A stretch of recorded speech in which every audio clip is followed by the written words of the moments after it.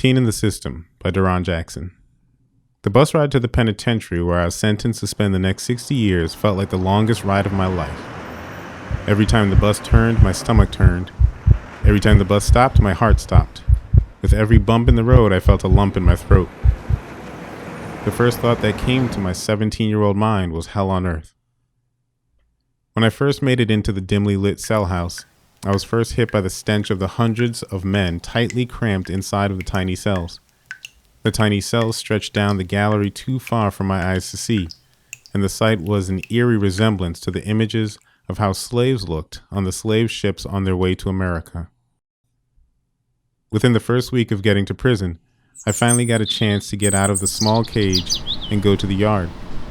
Feeling the sun and wind against my skin was like a breath of fresh air. There were a few hundred men out there, some lifting weights, some playing basketball, and some playing cards.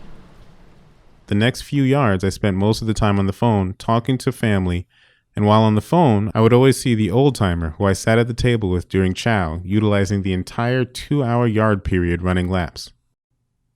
Remaining strong through the spirit and through the bone is our sole means of survival, he would say. So I began working out every yard for at least an hour, and during my time in the cell studying, he would say, "I be the message I bring." And one message that he would always bring is that we are men upright, independent, and fearless. This is how I saw him until the day he died.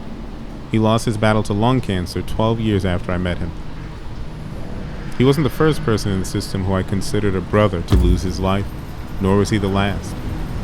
And each time it happened, it was a somber reminder that I may actually die in here. I have a family who is deeply rooted in the church, and every conversation with my mother would always end with, "Keep your trust and faith in God. He's going to bring you through." I can still remember my first contact visit in the penitentiary like it was yesterday. On this particular day, my mother, father, brother, and sister showed up. One particular day on the wait pile during a conversation, someone mentioned guys putting all their faith in lawyers and not putting forth any effort in their own freedom. And it resonated with me because I didn't know much about the law, so I began reading legal books. At first, reading legal books felt like reading a book in a foreign language, and at times, I felt like it was too complicated for me to ever fully understand. I started filing petitions on my own behalf and received denial after denial from state court to federal court.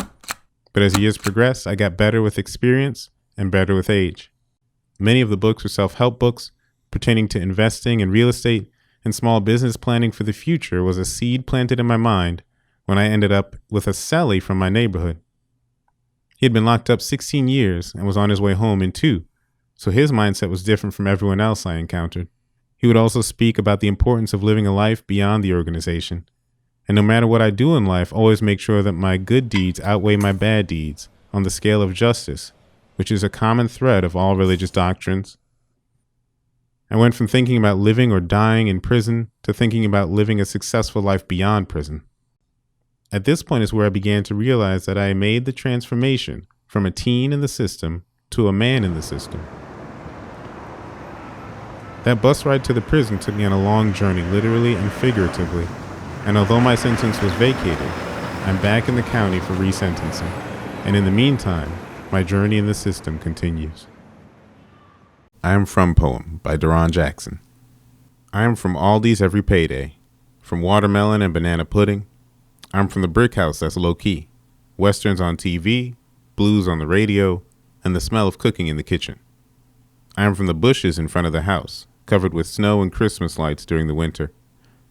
I'm from Bidwis and Dusty's and making our presences known. From the tribe of Jackson and McLeod.